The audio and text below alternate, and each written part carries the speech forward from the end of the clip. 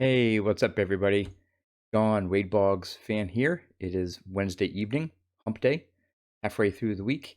Hope everyone is doing well, staying safe. This video today is inspired by what's the craziness that's been going on lately in 80s baseball cards, high graded rookies. Thought I'd go through some of my boxes, pull out some of my 80s rookie cards that I have, non-Boggs related. I have a few. I'm a little surprised going through them. I thought I'd have a little bit more, and you'll see. I'll let you. I'll tell you what some of the gaps are there. None of them are graded. Although as I'm looking through them, and I started thinking to myself, man, if these were nines or tens, I'd have several $1,000s of cards in my hand when I don't know, a couple years ago, maybe 50, $100 total with, again, they're ungraded, but the ones I have. At any rate, well, I'm going to be turning the camera around and we'll take a look at my 80s rookies.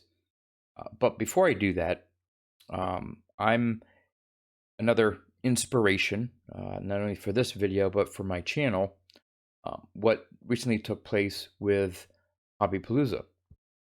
And as I was a guest on one of the episodes that Triple Crown 24 did on Super Collectors, I got sort of introduced. I've seen others do it on StreamYard, the software website that you can do these live video chats, things like that.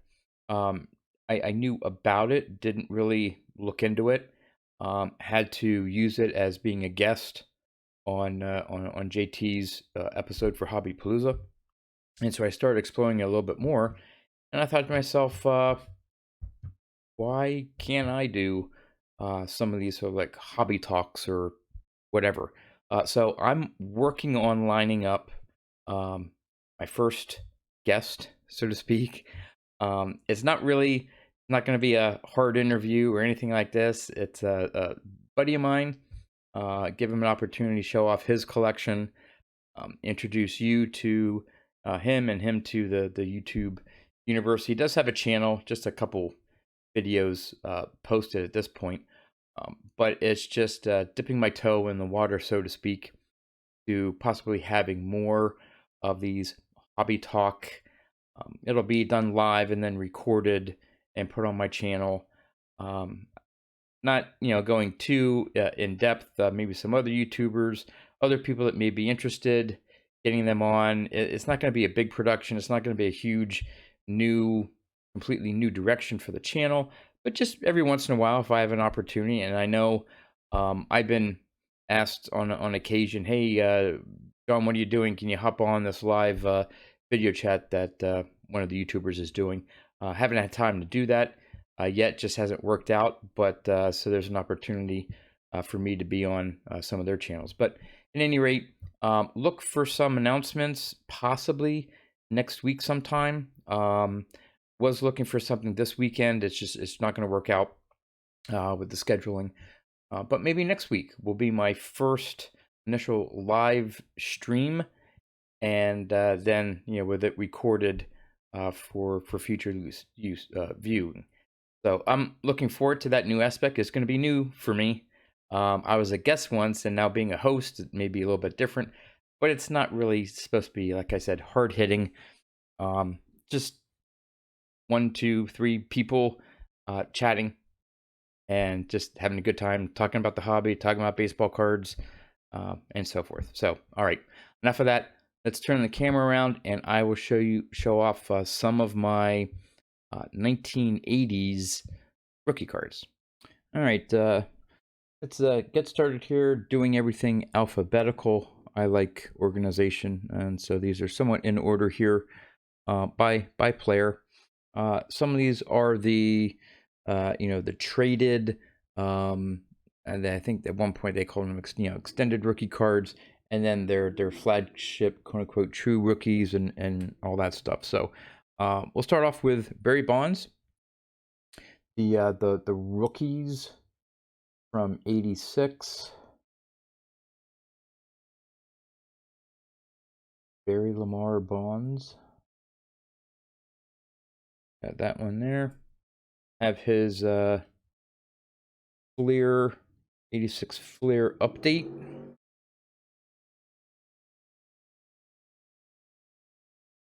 Case is a little scratched here, but the back. And his 86 Topps traded. A little off center from top to bottom, but left to right's pretty nice. But there's the traded. Not the Tiffany. Wish it was the Tiffany, but not. And now we move to the Jose Canseco 86 Donruss. Yeah, it's off center, but I do remember buying this at my local card shop. Actually, he used to set up on Sundays at a flea market, and I still remember getting this card. So it was, I didn't care back then in 86. I really didn't care about centering and stuff. He probably had it priced as such because he was known for being fair with prices if they were off center and things like that, but I didn't care. I had a Jose Canseco rookie card. There's the back. It's amazing what this card goes for now in PSA 10. I haven't even looked, but I think the latest numbers I heard is what, several $100. I don't know, but doesn't matter. Now, for the Roger Clemens, I wish I had the 84 Fleer update, but it looks like the only one I have is the 85 Donruss.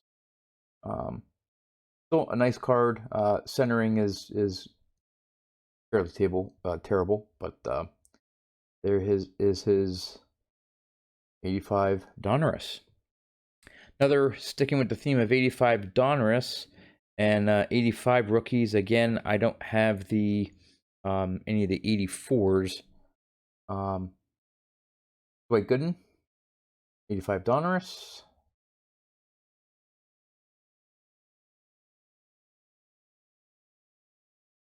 And we have the 85 Fleer. Image there. It's a little bit better condition. And then I think this is Eric Those Back Pages, if I'm not mistaken. One of his favorite cards, 85 Topps, Dwight Gooden. The more I look at it, look at all those different print marks. Anyway, I don't know. I've had these basically since they came out. So part of my personal collection before I was too concerned about getting perfectly clean copies. I have a 85 Topps Dwight Gooden card. So at this point in time with my collection, that's good enough for me. Who knows? Maybe someday I'll get nostalgic about these 80s cards and look to get some graded, nicer copies, but that's not my focus right now. So, but just showing off the ones that I have. And then I guess the biggest bad boy is the 84 Donruss, Don Mattingly.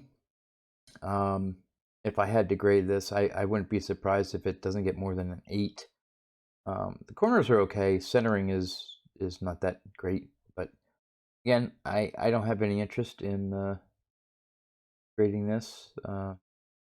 That's nice, but yes, it took me a while. I don't think I got this right when it came out in 84. I think it was a little bit later.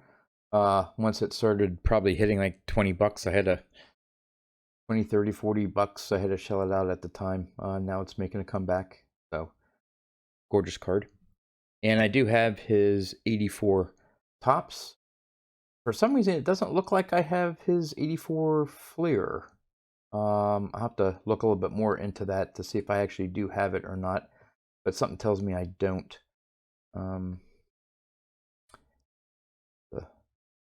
Back to that.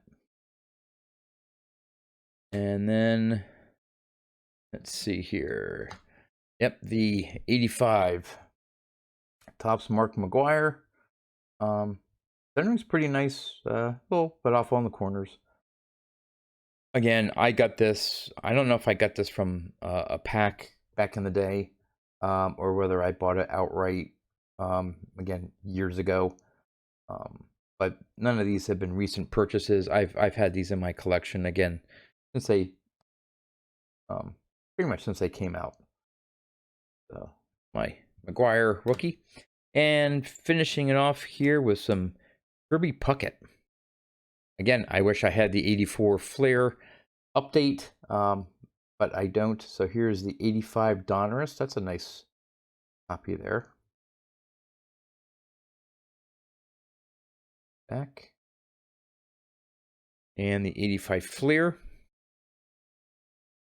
I forget who it is. I forget which channel it is I was watching, and oh shoot, which one was it? They're from up near Minnesota, and they were comparing which, I guess, Kirby Puckett rookie cards that they like, and one of them said that this was their favorite, I believe, the 85 Fleer. But the borders there matching the color of the uniform. There's the back of that. And then finally is 85 Topps. Fairly nice example there.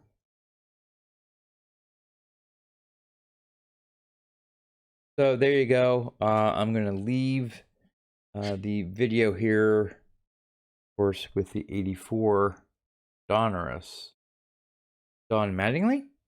And I think that's everything I have. Again, next video, I may have some more information on this whole hobby talk thing. I don't know if I'm going to call it that. I think others have called it something similar.